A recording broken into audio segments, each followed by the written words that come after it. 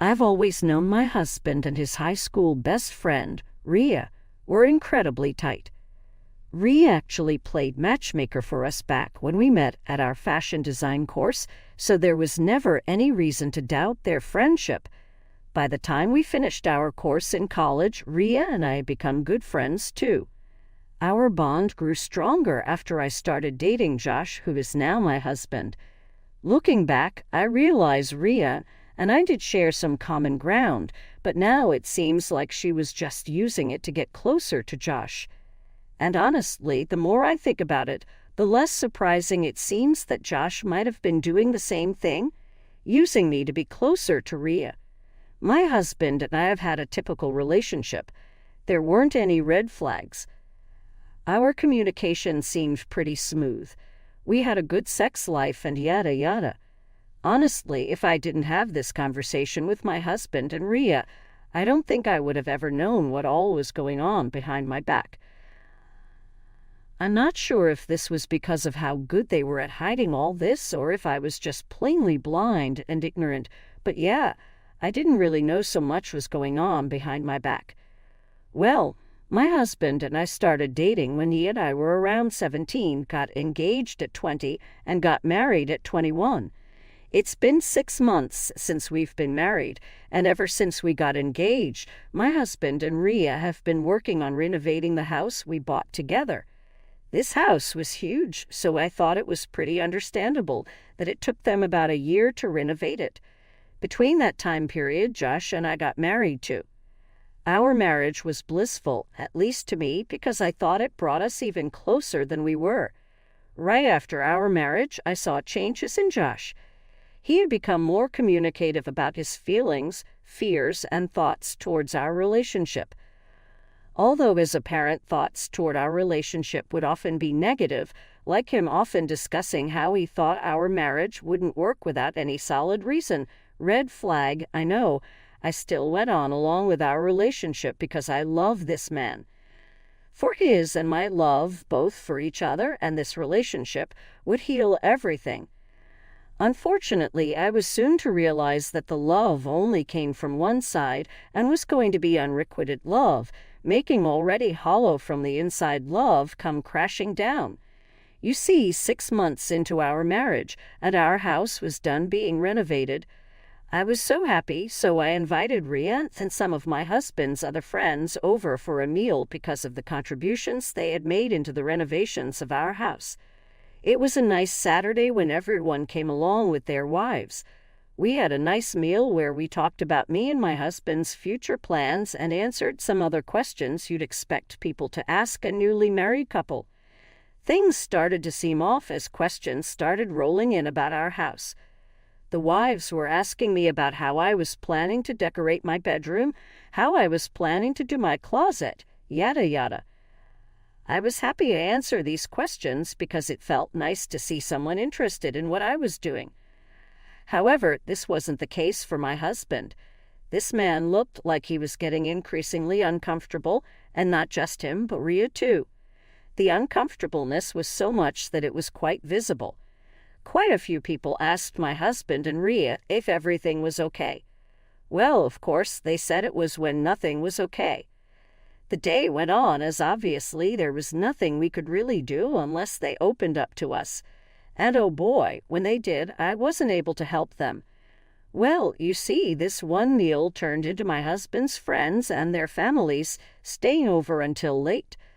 I didn't have a problem with that because these people were really chill. Well, we all eventually started drinking by the time it was evening, and this is when things really started going downhill.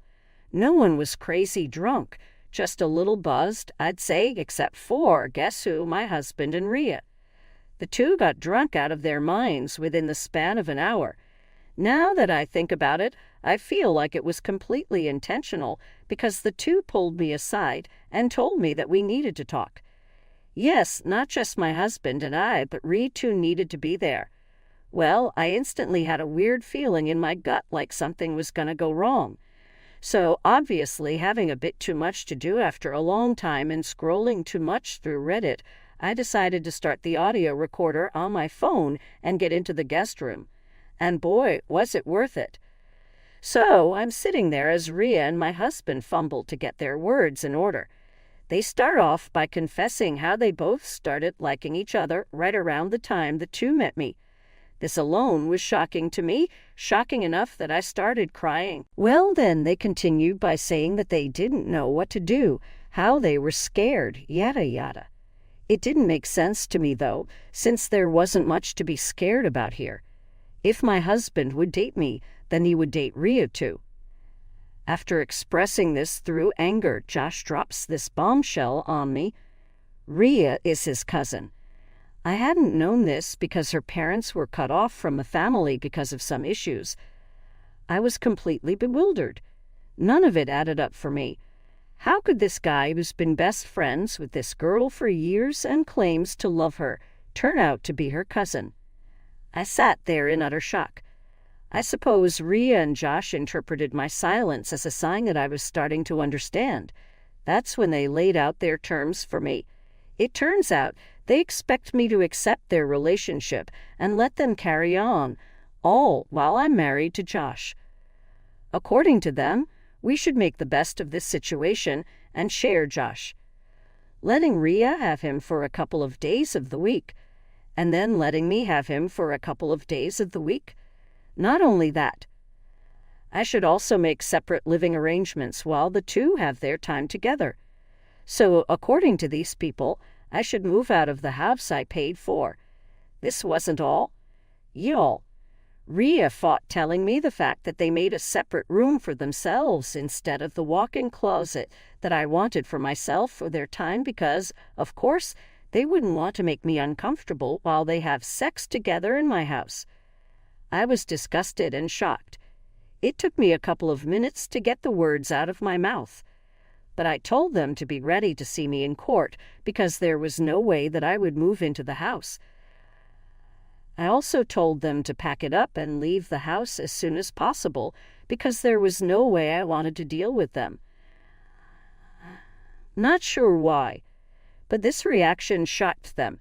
They started to berate me for not being considerate, telling me how I am judgmental because I can't accept true love, and how this true love will always win over our documented marriage. I wished them luck, especially Rhea, who was running her mouth too much throughout the entire ordeal, before going out and telling my husband's friends to leave and that they could now hold their get-togethers at Rhea's place. The room kind of fell silent. I guess everyone was hoping for more explanation, but I had no energy. So eventually, everyone awkwardly left along with Josh and Rhea. I just sat there stunned in the cold, empty room, reconsidering everything for hours until the texts started rolling in, not just from my husband's friends, but also his family calling me a jealous wife and a bad host. It broke my heart more. I'm not sure what my next move should be here. I want to sue my husband for the wrongly done renovations on my house and also divorce him ASAP. The house that we currently live in and the house we are going to move into are both under my name, gifted to me by my parents. What should I do here? Was I wrong for reacting the way that I did? ATA for telling my husband and his affair partner that I was going to drag them to court for having an affair and then kicking Ian and his friend out of the house. It's been 2 weeks since everything went down and a lot has happened since. I first decided to meet up with my mother-in-law, who wanted to talk. My mother-in-law and I have always had a great relationship. She was like a second mother to me after my mom had passed away. So after everything that went down, she wanted to get my side of the story too. So we met up at her house and discussed the entire situation. I showed her the recording, and it was shocking to me that she wasn't surprised at this. Like it all, with a couple of minutes of silence and seeing the nervousness on my face, she started off by telling me how Rhea's parents were cut off from the family for scamming a couple of relatives out of money. The only reason why Rhea was allowed into the family was because of the close bond she and Josh had always shared. Eventually, until one day, they were caught kissing. Obviously, they were told to not repeat their actions, And after that, they became pretty distant with each other, and everyone just thought that that was it. It was around this time that Josh met me as well, and his family was happy that he finally left his chase behind Rhea, but who knew he had never stopped to begin with? Well, this all gave me the confirmation that this man is not worth anything. I instantly went to a lawyer and filed a lawsuit for the renovation of the house as well as a divorce. And I know for a fact this lawsuit isn't going to look good on my husband's company, which specializes in house renovations. Currently, he hasn't contacted me, nor has Rhea or any of his friends, which is good because I don't want to deal with them at all. Hi everyone, I'll keep you posted as things develop. I reached out to this subreddit for advice about my husband, who was having an affair with his cousin. Their condition for me moving into their house was that they could continue the affair. Given the short duration of our marriage, our divorce was straightforward. But boy, the lawsuit against his company was messy. It wasn't long at all since. Like I said, I had the recording of them admitting what they had done, but the resistance coming from Josh's side took a while. At the end, I won at both and got paid to refix the damages done. As for Josh and Rhea, they got cut off by both their families and friends. It was his mom who went out of her way to tell everyone what truly took place instead of Josh's sugar-coated version, where apparently I had kicked them out of my house because I was jealous of their friendship. Once his friends and family realized what had actually happened, not only were they disappointed but disgusted at the nature of their relationship. So currently, the both of them share a rundown apartment after Josh got kicked out of his own business by his business partners, the friends who helped us renovate the apartment, all the while finding out that Rhea had been cheating on him the whole time. My life truly turned upside down within the span of 8 months. But I think I feel proud of myself and ready to face the world with a new perspective after everything that happened. Thank you all for your amazing support. NTA. Rhea and Josh are crazy and entitled. Tell everyone what happened before Josh tells a completely fake version of events. You've been done so wrong, and you deserve your justice. I hope karma gives it to you. NTA. This is some Sweet Home Alabama BS.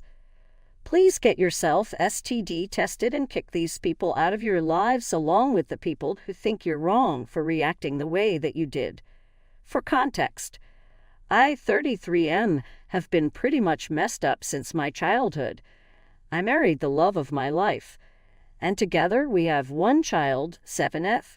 Sometime after she was born, my mental health began to decline, and I was later diagnosed with PTSD, clinical depression, and an anxiety disorder.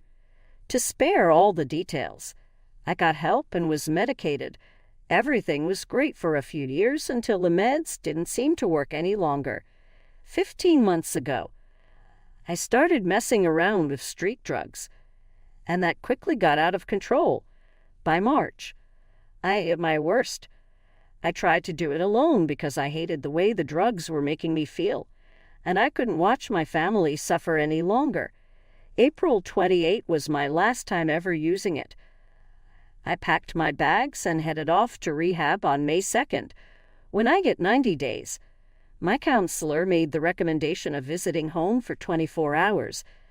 I thought it was perfect timing since in 4 days it would be my daughter's 7th birthday. I knew the party details ahead of time. I thought it would be a nice surprise for me to show up considering everyone knew how determined I've been to do right. On the way home, I stopped at 2 stores to buy gifts and get them packed. That took a little longer than expected. In addition to the 1.5-hour drive home, I arrived 15 minutes after the party started. My daughter immediately ran into my arms. My wife appeared stunned, then gave me a hug. My mother-in-law peeled out from around the corner and said, "No, we're not having this." My wife walked away with her mother briefly. When she returned, she asked me to take a drug test, and I agreed. I figured she had one on hand, but she didn't. She instructed me to leave and return with at least a 20-panel test. I was at the house for less than 10 minutes when my father-in-law pretty much pushed me out of the house and shut the door in my face. I went to the nearest Walgreens, but they only had a 12-panel test. My wife said to try CVS, and I found the same thing there, but they directed me where I could find such a test. Just as I was leaving the third store with the test in hand, my wife called to say I took too long and I'm not allowed at the party. I was crushed. She didn't want to hear it and hung up. I drove straight back to rehab and was pretty down all day. I called her the next morning to ask how the party went and if our daughter liked what I got her. She ended up telling me I had given them red flags because I showed up late and unannounced. She said, had I asked her if I could come, things would have been different. Monday morning, when I got access to my phone, my father-in-law had left a text saying just because my wife had told me all about the party details didn't mean I was actually invited. Ever since, I feel like I majorly messed up forever going in the first place. I think it's great you've gotten serious about getting better. However, in this whole surprise thing, you only considered how this would affect you and how great your surprise would be. You gave no thought to the multitude of emotions this would cause for your wife or daughter. Do you realize the toll that this has taken on your wife? Street drugs for a year, you being gone for 3 months, and her going at it alone. What financial burden has this been on the family? Did her parents step up and help? Do you know any of this? Why were you not communicating your treatment with your wife? This was self-centered, and I don't blame your wife for wanting a drug test before you're around your daughter again. I'm a 25-year-old female and have a tricky relationship with my family of origin. My father died when I was 5, and from what I remember, he was probably the better member of my family. My mom hated me always. I looked the most like that, so I figured that's why. I was the baby of the family with 3 older sisters who all took after Mom for hating me, and I heard my whole childhood that I was ugly and would never find a guy to love me. This post is about my sister Grace, who I have the worst relationship with. I got married at 20 and was so lucky to join an amazing family. My husband's mom especially is the best. She came from a sucky family too, so she gets it, and she has embraced me and her 3 other kids-in-law as her own kids. So has father-in-law. They are people I would gladly call my parents any day. Mother-in-law is extra special to me, though. There's just something so caring about her. She never pushes herself on anyone, but she will be there for you at the drop of a hat. She has supported me more trying to get an education than anyone in my family of origin ever has. Grace decided to track me down and drop by one day at random with her husband. It was awkward, but I didn't want to fight, so I spent some time with her. While she was around, mother-in-law stopped by and was just awesome. After about an hour of mother-in-law being there, Grace turned on me and said I didn't deserve the I had, and she stormed out, pulling her husband after her. She then contacted me on social media and ranted at me about being so smug about my mother-in-law when hers sucks and hates her guts and wouldn't do for her. I knew none of this. We had not talked in years before she showed up. I responded that it wasn't my fault her mother-in-law apparently sucks while mine is awesome. I said she shouldn't take it out on me. She called me a smug gloating. I blocked her, and she found an old Twitter account I had, and I got the email saying she had DM'd me more. Part of me wonders if saying her mother-in-law sucked and mine was awesome was just rubbing it in a little too much and a little too much of an awe. ATA. NTA, her mother-in-law probably hates her because her personality is horrible. NTA, you weren't disrespectful at all. Her mother-in-law is not your responsibility. Lol, sounds like she's just jealous and immature and can't bear that you have moved